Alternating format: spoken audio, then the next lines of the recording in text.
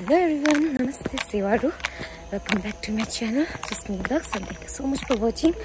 So guys, hey, के भन्नु हैन अहिले चाहिँ म कलेज जाँदैछु and I'm getting late. अलिकति ढिलो भयो नि त. So 10 बजेको क्लास हो. 10 बज्न आँटिसक्यो है.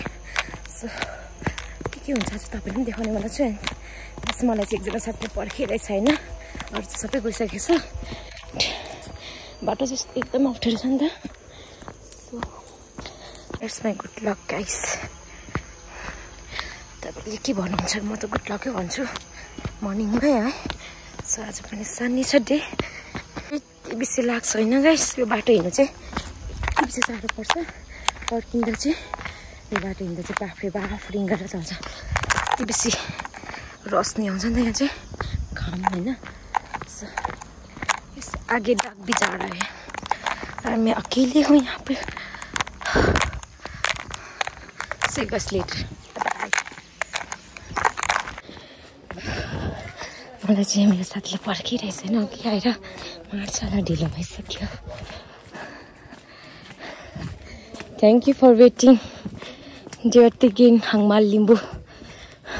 बिचारा के बसिरहेछ.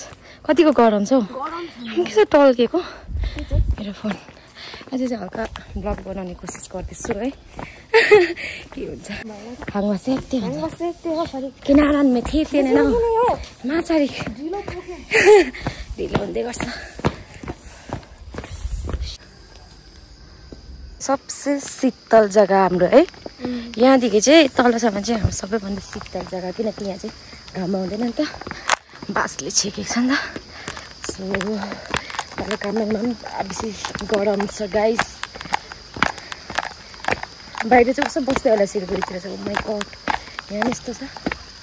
कति दिन भयो कन्टिन्युसली घाम लागेको. एक हप्ता बेसी भएर भयो होला. कलेज त यो मन्डेदेखि आएको. मन्डेदेखि घाम लागिरहेछ. फाइनली कलेज पुगेको छु है. एकदमै गरम होइन.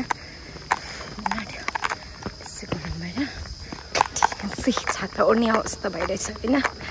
सीता चाहिँ अघि आइपुगेछ. हामीलाई वेट गर्दैछु भनेर कहाँ छ कि त्यो उयोमै बसिरहेको होला.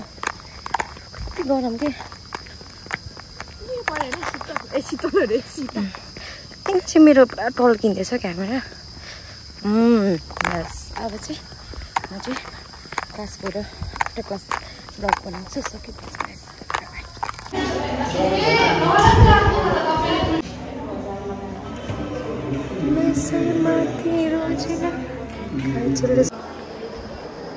सो गाइस फाइनली हाम्रो क्लास सक्यो. कसले लिएन अन्त मलाई चाहिँ एकदमै बेसी भोक लागिरहेछ. सो अहिले चाहिँ हामी चाहिँ अब कहाँ जानु आँटेको भन्दा चाहिँ हस्पिटल जानु आँटेको. उसलाई चाहिँ ऱ्याबिस लागिरहेछ.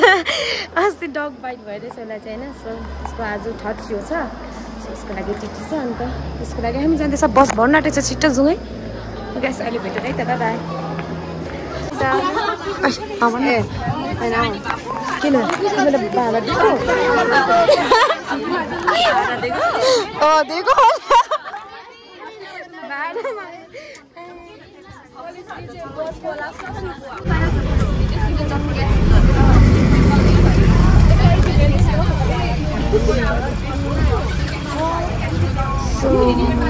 हामी चाहिँ यस्तो भएर चाहिँ हालत चाहिँ होइन. 2 जना बस्नु 3 जना बसिरहेछ.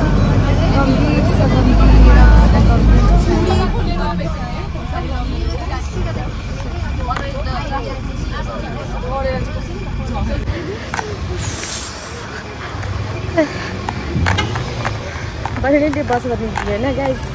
बल्लेले बल्ले बल्ले सिन चाहिँ यस्तो भइरहेछ कि तपाईँ भन्नु भएको छैन होइन. अन्त यति बेसी गरम छ. सबै गरम आज पनि. सो गाइस हामी चाहिँ माथिबाट गएको कारण चाहिँ हस्पिटल यहाँबाट चाहिँ छिटो पुग्छ नि त. सो डाइरेक्ट हस्पिटल जाँदैछु. त्यो विशाल मेगा मार्ट क्या दामी देख्दो रहेछ यहाँबाट. विशाल मार्ट. सो गाइस विशाल मार्टको चाहिँ यति बेसी लिङ्क आयो कि हिजो चाहिँ.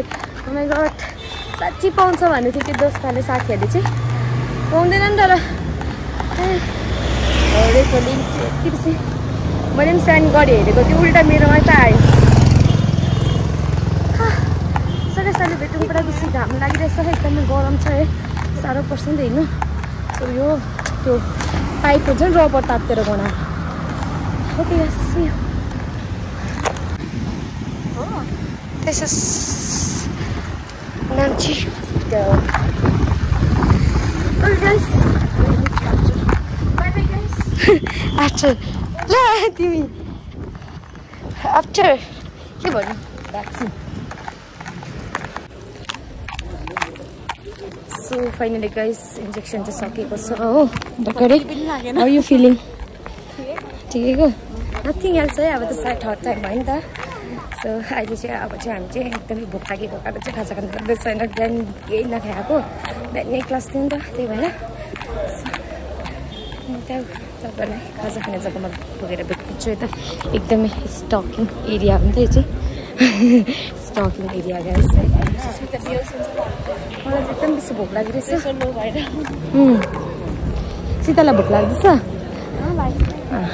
सो हामीले चाहिँ एकदम एउटा दामी जग्गा भेटेको छौँ जहाँ चाहिँ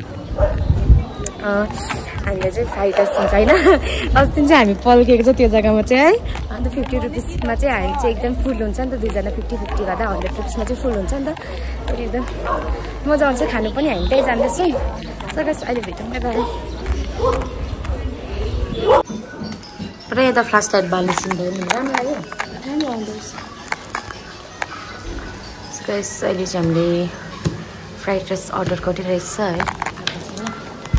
गर्मी है इतना ज़्यादा गर्मी है क्या ही बताएं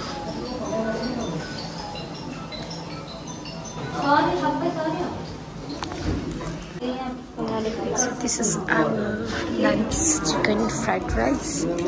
So आज चाहिँ हामी अलिक अर्को जग्गामा आयौँ त मैले भनेको जग्गा चाहिँ एकदम प्याक भएको कारण चाहिँ सो गाइस यहाँ पनि नट ब्याड है सो गाइस खाएर चाहिँ अहिले तपाईँलाई भेट्नेछु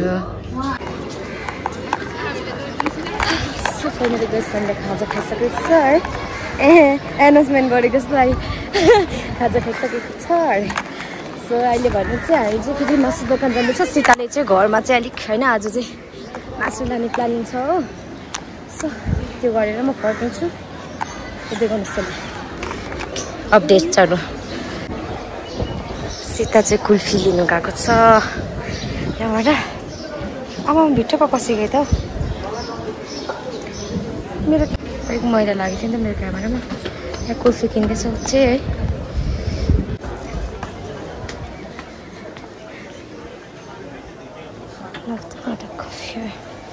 ए मोमो पाउँछ तिमी नखाने किन मन पर्दैन ओके थ्याङ्क सो मच आजको ब्लग चाहिँ यति नै हो thank you so much for watching bye bye भन्नु